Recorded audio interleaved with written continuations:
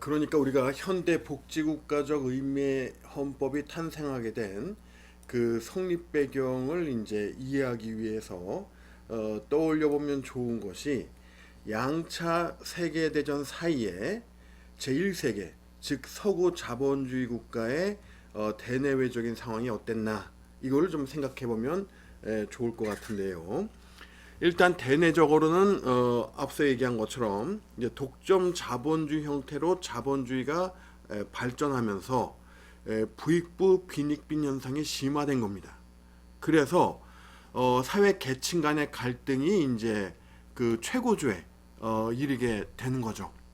그래서 대내적으로 상당히 이제 그 어떤 그 사회 통합이라든가 어떤 그런 문제, 즉 그 사회적 갈등을 해소해야 되는, 이제 근본적으로 해소해야 되는 이런 이제 상황에 직면하게 된 것이고, 그다음에 대외적으로는 어떤 상황이었냐 하면은 여러분도 알다시피 소련이 언제 탄생했습니까? 바로 1917년 제1차 세계대전이 1918년에 이제 휴전을 하게 되니까 바로 1년 전에, 그 1년 전에 러시아에서 세계 최초로 사회주의 혁명이 일어나서 성공을 하게 된 거죠. 그래가지고 사회주의 정부가 러시아에서 출현을 하게 된 거예요. 그런데 이런 그 사회주의 또는 공산주의를 지지하는 사람들에게는 뭐냐 하면은, 자본주의는 내부의 구조적인 모순으로 인해서 궁극적으로 이런 자본주의 국가들은 다 소멸하고 결국 전 이 세계는 다 이제 공산화될 거다. 이제 이런 식의 주장을 이제 펴는 겁니다. 그런데 이제 러시아의 그런 주장을 지지하는 사회주의 국가가 최초로 출현하고, 그 다음에 1차 대전에 이어 2차 대전이 시작되기 전에 그 사이에, 양차 세계대전 사이에 동유럽이 공산화가 되죠. 그래서 전에는 나홀로 외롭게 사회주의를 뭡니까 주장하던 그런 이제 소련이 이제 동유럽의 국가들이 공산화가 되면서 제2세계를 형성하게 되는 거죠. 양차 세계대전 사이에. 그러니까 이제 이런 상황에서 서구 자본주의 국가들은 상당히 위기의식을 느끼게 된 겁니다. 그래서 대외적으로는 사회주의 국가가 출현하고 나서 그것이 블록화되고, 대내적으로는 이 독점 자본주의는 문제가 좀 심각하단 말이에요. 그래서 사회적인 갈등이 이제 심해지니까 이거를 이제 어떻게 해결해야 되겠다 하는 이제 과제가 주어지게 된 거죠. 그래서 찾은 답이 뭐냐 하면은 바로 이제 수정 자본주의로의 전환이에요. 그래가지고 자본주의에 사회주의적 요소를 가미한 거죠. 그래서 이제 수정 자본주의로 이제 방향을 서구 자본주의 국가들이 전환한 겁니다. 그래서 복지 국가를 추구하게 되죠. 복지 국가가 뭡니까? 무덤, 요람에서 무덤까지 개인의 능력과 상관없이 인간으로서의 생활할 수 있는 최소한의 기본적인 여건은, 즉 의식주, 이거는 국가가 책임을 진다는 거죠. 개인의 능력과 관계없이 요람에서 무덤까지 국가가 책임을 지는 겁니다. 인간으로서 생활할 수 있는 최소한의 어떤 기본적인 의식주를 이제 맞는 거죠. 국가가 책임지고 맞는 거죠. 그래서 이런 이제 복지 국가가 출현하게 된 것이고, 그것이 이제 헌법에도 반영이 되게 된 겁니다. 그래서 전통 기본권과 달리 현대 헌법에서는 새롭게 사회적 기본권이라는 것이 도입이 된 거죠. 이 사회적 기본권은 우리가 그 근대 헌법에 도입된 그런 전통적 기본권하고는 성격이나 내용이 또 달라요. 그래서 그런 거 나중에 또 볼 게가 있을 거라고 보고, 그 다음에 이제 형식적 평등에 만족하지 않고 실질적 평등권, 또 실질적 법치주의가 이제 중시되는 이런 식으로 이제 현대 헌법에서는 변화가 발생하게 된 겁니다. 그래서 사회적 기본권을 보장하게 되었다, 현대 헌법에서. 그리고 이제 시장 경제 질서는 유지하지만 그 근대 헌법의 경우처럼 자유주의적 또는 자유방임주의적 시장 경제 질서가 아니고, 현대 헌법에서는 사회적 시장 경제 질서를 추구하게 된다는 겁니다. 그러니까 이 앞에 사회적이라는 수식어를 붙이는 게 매우 중요하죠. 물론 우리 헌법도 사회적 시장 경제 질서를 택하고 있어요. 그 단적인 내용 규정이 뭐냐 하면은 그 헌법 9장에 보면 경제 다른 나라와 달리 우리 헌법은 이렇게 경제에 대해서 상당히 상세하고 방대한 그런 내용을 이 별도의 장을 두어서 규정하고 있어요. 이것도 이제 우리 헌법의 좀 특징인데 어쨌거나 9장의 첫 번째 조문인 119조를 보면 이렇게 돼 있죠. 1항에 대한민국의 경제 질서는 개인과 기업의 경제상의 자유와 창의를 존중함을 기본으로 한다. 개인과 기업의 자유와 창의, 경제상의 자유와 창의를 존중한다. 이거는 그냥 자유주의적 시장 경제 질서하고 다를 게 없죠. 그러니까 원칙은 시장 경제 질서인 거는 변함이 없는 거예요. 그리고 1항은 그런 그 시장 경제 질서 중에서도 뭐 자유주의적 시장 경제 질서를 그 규정한 거라고 볼 수도 있겠죠. 그런데 이제 1항이 전부가 아니라는 겁니다. 2항이 있죠. 2항에는 어떻게 돼 있나 하면은 국가는 균형 있는 국민 경제의 성장 및 안정과 적정한 소득의 분배를 유지하고 시장의 지배와 경제력의 남용을 방지하며 경제 주체 간의 조화를 통한 경제의 민주화를 위하여 경제에 관한 규제와 조정을 할 수 있다. 요게 바로 사회적 시장 경제 질서를 추구한다는 가장 근간이 되는 내용이라고 볼 수가 있는 겁니다. 이전에 대통령 선거에서 대통령 후보들이 이 상당히 그 경제의 민주화 이 표현에 대해서 상당히 그 애정을 갖고 이걸 상당히 이제 그 여러 의미로 이제 그 의미를 부여했는데 여러분들 그 경제의 민주화는 사실 어떤 실질적인 내용을 전달한다고 보기가 어려워요. 이거는 왜 경제의 민주화는 어디서 필요한 겁니까? 정치의 민주화죠. 근데 이제 그 정치 분야에서 쓰이는 민주 또는 민주화라는 용어를 경제 분야에 쓴 거예요. 경제의 민주화. 그러니까 이건 이제 일종의 비유적인 표현이라고 볼 수가 있는데 정치를 민주화하듯이 이제 경제도 민주화해야 된다는 거죠. 여기에 이제 사회적 시장 경제 질서의 어떤 그런 그 컨셉이 잘 나타난 표현이라고 우리가 볼 수는 있어요. 그렇지만 경제의 민주화가 어떤 구체적인 어떤 실체적인 내용을 갖고 있는 건 아닙니다. 이게 사실 내용상 중요한 거는 뭐냐? 119조 2항에서 내용에서 중요한 건 바로 이거죠. 국가는 경제에 관한 규제와 조정을 할 수 있다. 이게 근본적인 변화를 나타내는 겁니다. 즉 무슨 소리냐? 여러분 근대 헌법의 이상적인 국가 모델이 뭡니까? 야경 국가죠. 야경 국가가 뭐예요? 개인들이 할 수 없는 국방, 외교, 치안 이런 서비스만 국가가 맡고 개인의 어떤 생활, 개인 간의 관계는 국가의 간섭을 최소화하는 거죠. 그래서 그 대표적인 것 중에 하나가 경제 활동이에요. 그래서 경제 활동에 대해서는 이거는 그냥 개인들이 알아서 하는 거죠. 국가가 관여할 사항이 아니었어요. 그런데 우리 헌법 119조 2항 그리고 현대 헌법은 다 뭐냐? 국가가 과거에는 개인의 전유물로 봤던 그런 경제 활동에 대한 그 직접적인 간섭 개입 그리고 그 정도가 되게 그 정도가 그러니까 폭이 넓어요. 광범위한 경제 활동에 대한 그 규제를 한다는 겁니다. 보호도 하고 아주 광범위하게 또 아주 깊숙하게. 그래서 바로 그 119조 2항의 핵심적인 내용은 바로 뭐냐? 국가는 경제에 관한 조정을 할 수 있다. 이게 가장 핵심적인 거예요. 기본적인 내용. 이거를 우리가 경제의 민주화 이런 식으로 이제 표현을 함으로써 뭔가 좀 산뜻한 왜 정치에서 쓰는 민주화라는 표현은 이제 경제에서 써서 그것이 뭘 의도하는 건지 하는 추상적인 방향은 이제 좀 적절하게 전달 어느 정도 적절하게 신선하게 전달한다고 볼 수가 있는데, 그렇지만 경제 민주화 안에 어떤 고유한 그 내용이 있는 건 아니다. 오히려 그 고유한 내용은 바로 이제 사회적 시장 경제 질서를 추구한다. 우리 헌법이 이거는 바로 119조 2항의 국가는 경제에 관한 규제와 조정을 할 수 있다. 이게 가장 핵심적인 거라는 거죠. 자, 그리고 이제 뭐냐, 그 안에서도 보면 균형 있는 이런 표현 쓰는 거. 이거 균형 있는, 이거는 그냥 자유주의적 시장 경제 질서가 아니죠. 자유주의적 시장 경제 질서는 각자 그냥 알아서 하는 거예요, 그냥.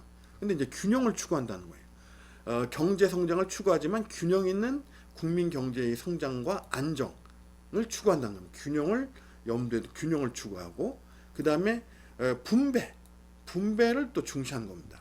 경제 성장만 중시하는 게 아니라 이런 소득의 분배도 매우 중요하다는 거죠. 분배. 그다음에 그러니까 균형 있는 또 분배를 해야 된다는 거죠. 그러니까 적정한 소득 분배. 그러니까 분배가 적정해야 된다는 겁니다. 이게. 그다음에 시장의 지배와 경제력의 남용을 방지하며, 이래서 만들어진 법이 뭡니까?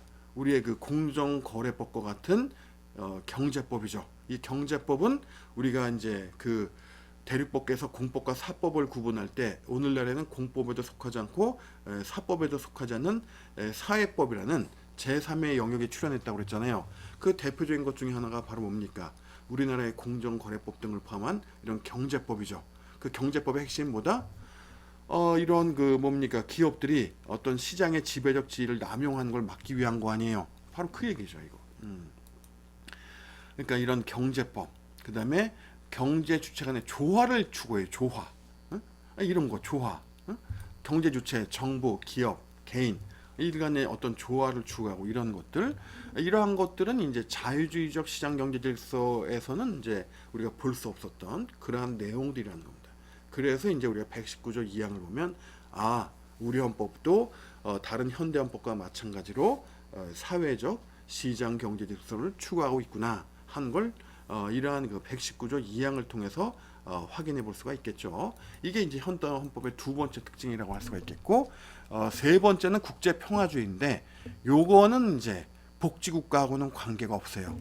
요거는 뭐하고 관련되는 거냐 하면은 바로 인류가 두 번이나 말할 수 없는 인류의 피해를 안겨준 세계대전을 두 번이나 겪었잖아요. 이거하고 관련되는 거예요. 국제평화주의는.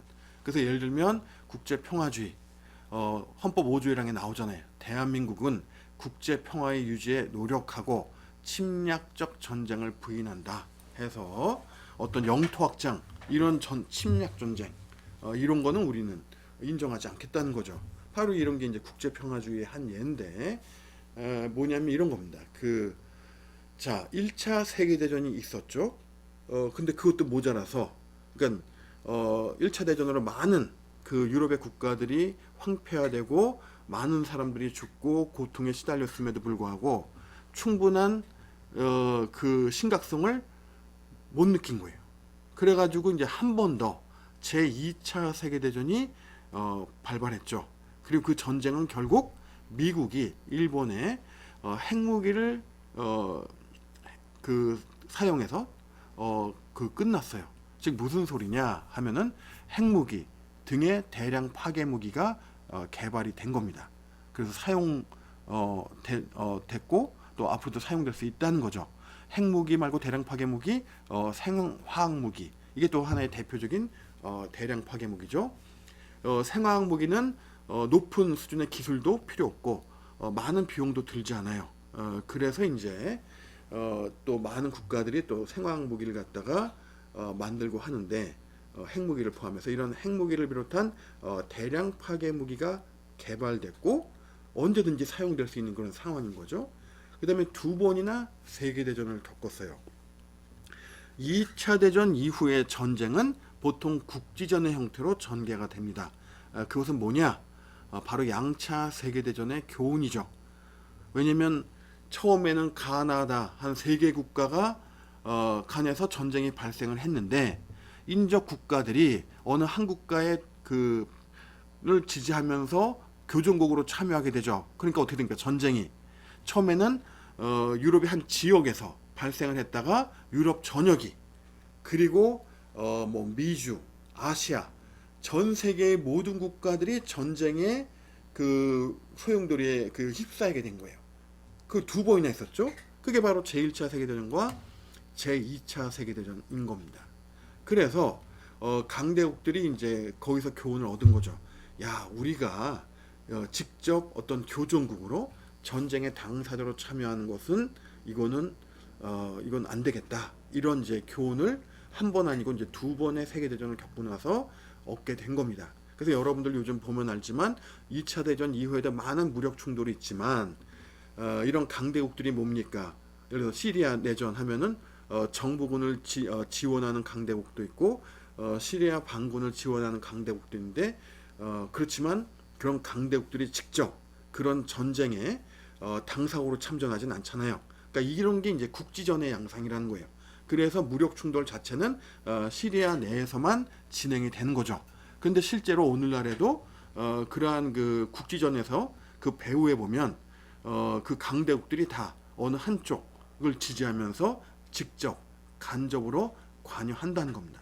다만 직접적인 참전만은 자제를 해서 이러한 그 국지전이 세계 대전으로 그 뭡니까 확산되는 거를 막고 있다 이런 얘기입니다. 그러니까 러시아가 영토 확장의 목적으로 우크라이나를 침략한 거 이거는 정말 2차 대전 이후에 거의 처음 있는 일이라고 볼 수가 있고 그만큼 충격적이고 그만큼 푸틴 대통령이 사고가 어디에 머물러 있는지 우리가 알 수 있다는 거죠. 소련이 해체되기 전 그리고 2차 대전 일어나기 전 응? 왜냐 2차 대전 이후에는 국제법에서 무력의 사용 또는 위협은 원칙적으로 금지돼 있어요. 그래서 예외적인 무력 사용이 인정되는 경우가 있지만 그건 예외적인 거고 이렇게 대놓고 영토 확장을 위해서 또 옛날에 소련의 영광을 부활시키기 위한 이런 생각 갖고 어차피 우크라이나도 옛날에 다 소련의 한 뭡니까 구성 공화국 즉 주였는데 연방국가의 주였는데 우리가 원래 하나였는데 이런 마인드 갖고서 우크라이나를 침략해서 그런 의도를 드러내니까 이게 정말 상상 밖의 일이 일어난 겁니다. 2차 대전 이후에 없던 사상 2차 대전 이후에 없던 일이 사상 초유의 일이 일어나게 된 거예요. 그래서 하여튼 그래가지고 얘기 핵심 뭐냐 하면은 이런 겁니다. 2차 대전 이후에 그 국제사회는 뭘 깨닫게 됐냐 이거죠. 만약에 핵무기 등의 대량 파괴 무기를 사용한 제3차 세계대전이 발발하게 되면 인류의 공멸을 초래할 수도 있다. 다 죽는 거다 그냥. 이 얘기. 여러분 생각해봐요. 처음에는 일부 국가에서 시작됐다가 결국은 그 핵무기 보유국들이 다 쓰고 싶은 만큼 다 핵무기 써버리면 어떻게 되겠습니까? 지구에 살아남는 국가가 있겠어요? 바로 이거예요. 그래서 다시 한번 얘기하지만 핵무기를 비롯한 대량 파괴 무기를 사용한 제3차 세계대전이 발발하게 되면 인류의 공멸을 초래할 수 있다는 위기의식이 2차 대전을 겪으면서 국제사회에 확산이 된 거예요. 그래가지고 이제 현대헌법에는 바로 이런 국제평화주의를 또 하나의 공통된 내용으로 규정하게 된 겁니다. 그래서 세 번째 특징으로 국제평화주의가 있고 그다음에 네 번째는 행정국가 화경향 다섯 번째는 정당국가 화경향인데 이거는 꼭 긍정적인 의미는 아니에요. 이거는 그렇지만 어쨌든 이런 현상이 뚜렷하기 때문에 우리가 이걸 이제 그 공통된 특징으로 또 얘기하게 되는데 행정국가 화경향 이거는 뭐냐 권력 분립의 원칙이 약화되는 거죠. 그리고 뭐가 비대해지는 거예요. 행정부가 비대해지는 거죠. 왜? 전에는 복지 이런 거는 국가의 정부의 영역이 아니었어요. 응? 예를 들어서 뭐 우리가 지금 여러분이 하는 건강보험, 뭐 국민연금, 이러한 것들 여러 가지 지금 우리나라도 복지 정책을 펴고 있잖아요. 그리고 복지 예산이 국가의 정부 예산에 차지하는 비중이 되게 높단 말이에요. 이런 것이 옛날에는 없었는데 지금은 이런 그 복지 정책을 추구하는 게 매우 중요하죠. 왜? 복지 국가가 오늘날 민주주의 국가들이 추구하는 이상적인 모델이니까. 복지 국가를 추구하다 보니까 복지 분야가 새로 생겨났을 뿐만 아니라 이것이 엄청난 비중을 차지하게 되면서 이걸 누가 주도적으로 그 임무를 수행하냐? 행정부가 수행하게 되다 보니까 행정부가 비대해지는 거예요. 그래서 입법, 행정, 사법 간의 어떤 균형이 이제 깨지게 되고, 그러니까 이제 권력 분립의 원칙이 약화되고 국가 기관이 통합되는 이러한 경향이 나타나게 된 겁니다. 그래서 의회의 역할은 축소가 되고, 뭐 의회가 뭐 통법부, 그러니까 법을 그냥 그 통과시킬 거냐 말 거냐 이것만 결정하는, 의원들이 법안을 발의해서 거기에 대해서 충분한 검토를 거쳐서 어떤 그 법률로 제정하는 이런 게 아니라, 법안은 주로 행정부에서 안을 만들고 직접적으로 간접적으로 결국 이제 정부가 주도를 하는 거예요. 이것도 그러니까 입법 한 법안 만드는 것도 그 국회는 그냥 이 법안을 채택할 거냐 말 거냐 거의 이것만 이제 결정하게 되는 뭐 이런 식으로. 그래서 이제 이런 행정 국가화 경향이 나타나게 되는데, 이것이 또 현대 헌법의 또 하나의 특징이고, 마지막 다섯 번째는 이제 정당 국가화 경향이죠. 오늘날 현대 국가에서 정당의 역할은 정말 그 얼마나 중요한 역할을 수행하는지는 뭐 거기에 대해서는 뭐 이론의 여지가 없죠. 왜냐 하면은 그 예를 들어서 국회의원 선거 하면은 그 각종 선거, 대통령 선거, 지방 선거 대부분이 다 뭡니까? 특정 정당에 소속된 후보들이 당선이 되죠. 특히 대통령 선거에서는 무소속 후보가 당선되기가 매우 어려운 거예요. 그래서 옛날에 그 안철수 의원이 처음 이제 대통령 후보로 나왔을 때 상당히 이제 선풍적인 인기를 끌었어요. 뭐 지지율이 뭐 20%가 넘고 뭐 30%뭐 이런 식으로. 그러니까 이제 사람들이 상당히 이제 주목을 하게 됐는데, 그때 이제 내가 우리 이 수업에서 뭐라고 그랬냐면, 그 안철수 후보가 이제 무소속으로 나와서 만약에 대통령으로 당선이 된다면, 여당과 제1야당은 밥숟가락을 놔야 된다 이런 얘기를 했었어요. 그래서 이제 그거는 역설적으로 아무리 지금 선풍적인 인기를 얻고 지지율이 높다 하더라도, 특히 대통령 선거에서, 대통령 선거는 대한민국이 하나의 선거구잖아요. 응? 국회의원 선거나 또 지방 선거랑 달리. 그래서 이제 그 이 대통령 선거에서 그만큼 무소속 후보가 대통령으로 당선되기는 어렵다 이런 얘기죠. 결국 이제 그 선거 때 이제 안철수 후보는 나중에 이제 민주당 후보랑 이제 단일화 해가지고 그렇게 이제 선거가 끝났죠. 그래서 이제 뭐 무소속 후보로 끝까지 대통령 선거에 그때 임했던 건 아닌데, 근데 이제 그때 이제 그런 얘기를 했던 거예요. 그래서 이제 그만큼 특히 무소속 후보가 대통령 선거에서 당선되긴 어렵다는 거죠. 정말 만약에 무소속 후보가 대통령 선거에서 당선이 된다면 뭐 또 선거에서도 매우 불리하고 이런 구조기도 하고, 그렇다면 정말 여당과 제1야당은 그 밥숟가락 놔야 되는 거예요. 그 많은 그 자금을 가지고 그 뭡니까 그 폭넓은 조직력을 갖고, 선거는 원래 그 뭡니까 조직력, 그다음에 자금력 이런 게 매우 그 중요한 건데, 그런 그 기반을 갖고도 후보를 당선시키지 못했다. 그럼 정말 뭐 존재 이유가 의무시될 수밖에 없는 거죠. 그래서 이제 근데 이게 좀 또 슬픈 얘기기도 한데, 그러니까 결국 뭐냐면 대통령 선거는 그 예를 들어 한 예로 우리나라 같은 경우에 누가 되냐, 1당 아니면 2당 후보가 되는 거예요, 사실은. 그러니까 이제 그러니까 1, 2당 후보 중에 누가 되냐, 거의 이제 이런 문제죠, 사실은. 왜냐하면 워낙 얻어야 되는 득표 수가 많기 때문에 이런 뭐 소수 정당의 후보라든가 그 뭡니까 무소속 후보가 되긴 좀 어려운 거고, 특히 대통령 선거는. 어쨌거나 이제 이런 각종 선거에서 대통령 선거만이 아니고 당선되는 대부분의 후보들은 특정 정당 소속이지 무소속 후보가 아니라는 거죠.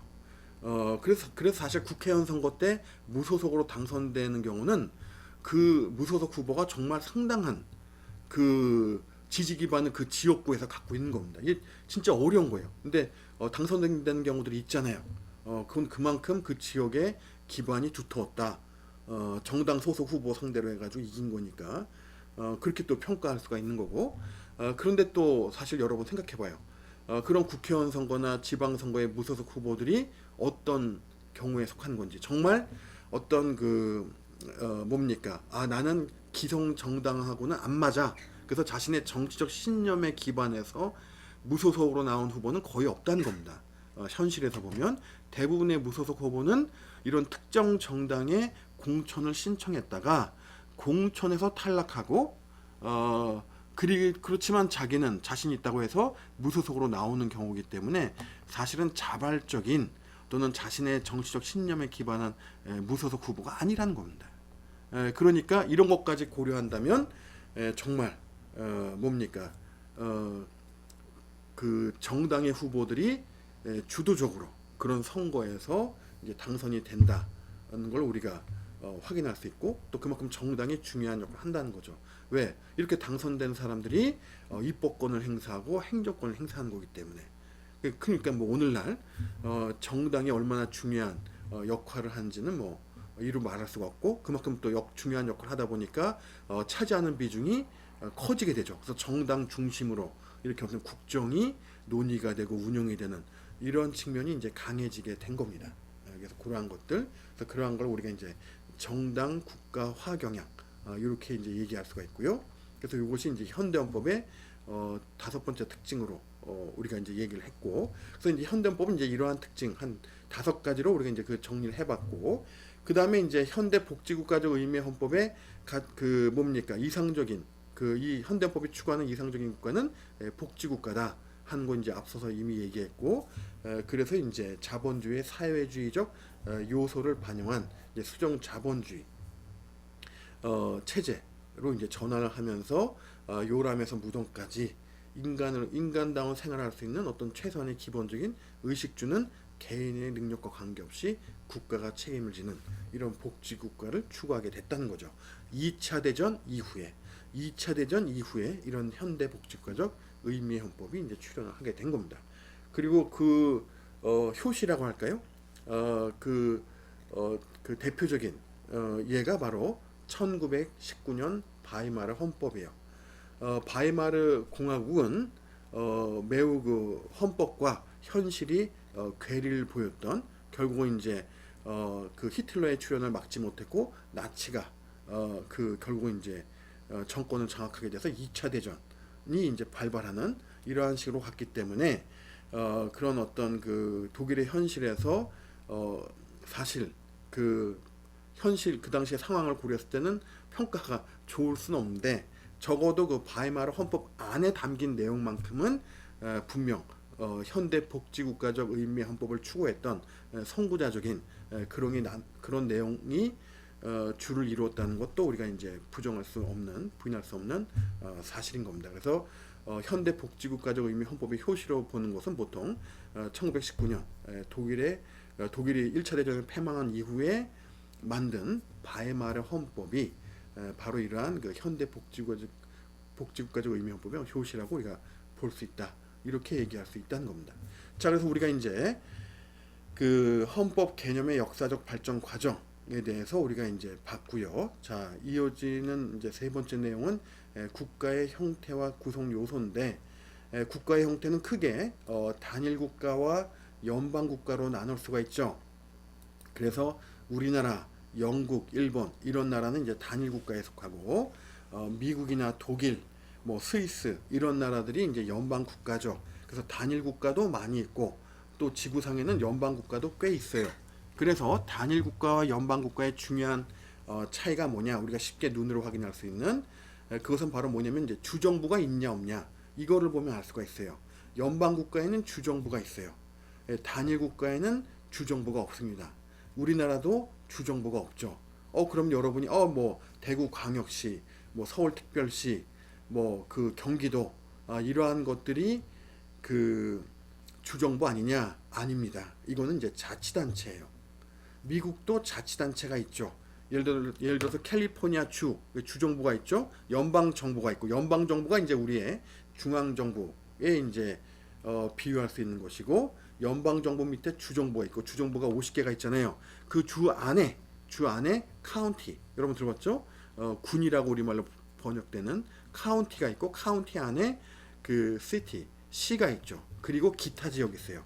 그래서 그러니까 주 안에 여러 개의 카운티가 있고 그 군이 있고 그 카운티 안에 여러 개의 그 시티 그 도시와 시와 그다음에 기타 지역 카운티는 이제 시와 기타 지역으로 보통 나눌 수가 있죠. 그럴 때 바로 이제 카운티가 우리로 말하면 이제 광역자치단체, 뭐 서울광역시, 뭐 경기도, 뭐 이런 여기에 해당이 되는 거고, 시티가 이제 기초자치단체에 해당되는 거로 이런 식으로 우리가 그 비유해 볼 수가 있는 거죠. 그래서 이제 미국도 이렇게 카운티 시티 해가지고 자치단체가 있습니다. 주정부 안에.